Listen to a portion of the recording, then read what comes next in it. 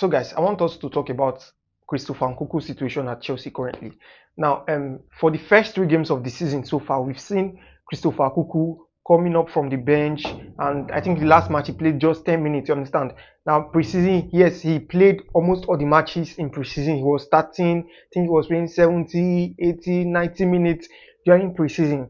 Now, here is the gist I want us to. Here's the reason why I want us to discuss. Now, when Chelsea signed Christopher Nkunku, Chelsea signed Christopher Nkunku for him to be the main man at Chelsea last season. Understand? Now, here is the twist of the whole Christopher Nkunku story at Chelsea. Now, during the preseason, he had an injury and he was out for months. So we had this guy in that same position, Chukwuemeka in that same position. So I think during the beginning of the season against West Ham last season, Chukwuemeka had an injury. So Chukwuemeka was supposed to be backup for Christopher Nkunku. He should play that position. When Christopher Nkunku comes back, he takes charge of that position. But Can Chukwuemeka went out on a very long injury, and Chelsea was like, okay, what do we do at this time? What do we do? We can't just go into the season like that without a 10. You understand? Christopher Nkunku is injured, Chukwuemeka is injured. We can't just go into the season like that. So they were like, okay, let's go into the market and look for another attacker. You understand? That was how the Kopama idea came into fruition. You understand? And then Chelsea went ahead to sign Kopama. And when Chelsea signed Kopama, as at that time, like a lot of fans were like, hey, who is Kopama? Why would Chelsea go ahead and spend 45 million on Kopama? You understand? A lot of fans were fuming, and a lot of people were like, Chelsea don't know what they are doing. Why would they go and sign an unproven player for that sort of amount? And then we signed Kopama, you understand? And Kopama started performing beyond the expectations of everybody. And then when Nkunku came back, he was finding it difficult to work himself back into the team. Why? Because of injuries. Injuries was one of Christopher Nkunku's biggest problem last season, and that was one of the major reasons why he was not able to stake a claim in that team as at last season. Now, fast forward to this new season. Yes, he was fit during preseason. He played your preseason game, and we've played 3 matches now in this season before the international break, and he has been coming up from the bench. And as of now, we have other attackers in the likes of Felix and Sancho. Now, the truth is this: how is Christopher Nkunku going to fit into this Chelsea side?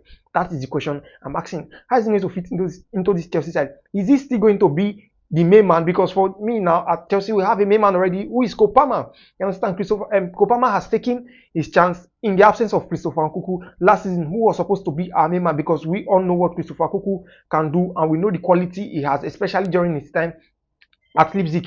He was the main man at Leipzig. Now, coming to Chelsea, we're expecting, yes, he will still be the main man at Chelsea, but it's been a different story so far. And the truth is, seeing the way Christopher Nkunku has been playing since the beginning of the season, I think he's already feeling it like, see, guy, a lot of competition. So a lot of competitions. I'm not sure I'm still the main man. I'm still the main man. You understand? A lot of fights for places in the squad. You understand? We have Felix playing the same position Christopher Nkunku plays. We have Palmer playing the same position Christopher Nkunku plays. You understand? But though Christopher Nkunku can play across the front, like, but that 10, you understand? Nkunku in the middle is a devourer. Let me use that word. He's a devourer. He do things in that. He can do anything doable in that middle of the pitch. You understand? Behind the striker. That is where I feel he's more dangerous and he's better as a person and as a player. You understand? But now we have Kopama, and to be honest, it is very difficult to bench Kopama. It is very difficult because Kopama is the member at Chelsea currently. You understand? So my question now for you guys, and my question I'm asking is, how should Enzo Maresca handle this whole Christopher Nkunku situation? Now, do you see Christopher Nkunku staying long at Chelsea? Because now next summer, Estavi Williams and Kendry Perez will be coming to join the first team as well. Understand? And these are 2 talents that you cannot just send for them to go on loan. Like, they've been firing since Chelsea signed them in their various leagues. You understand? Despite them being 17, they've made it up to the national team. You understand? So Christopher Nkunku will be having more competitions next season. And for the fact that we also have Pedro Neto as an attacker too in Chelsea. So how is Christopher Nkunku going to take this? Do you think Christopher Nkunku can survive this whole thing, like, going on as at this time at Chelsea? Do you see Christopher Nkunku staying beyond next season at Chelsea? Because the way I'm seeing it, I see Christopher Nkunku not staying beyond next season. Highest next 2 seasons is out of Chelsea, because the competition for places in Chelsea is just too much, particularly the position he plays. Now, the truth is this: on the right, we have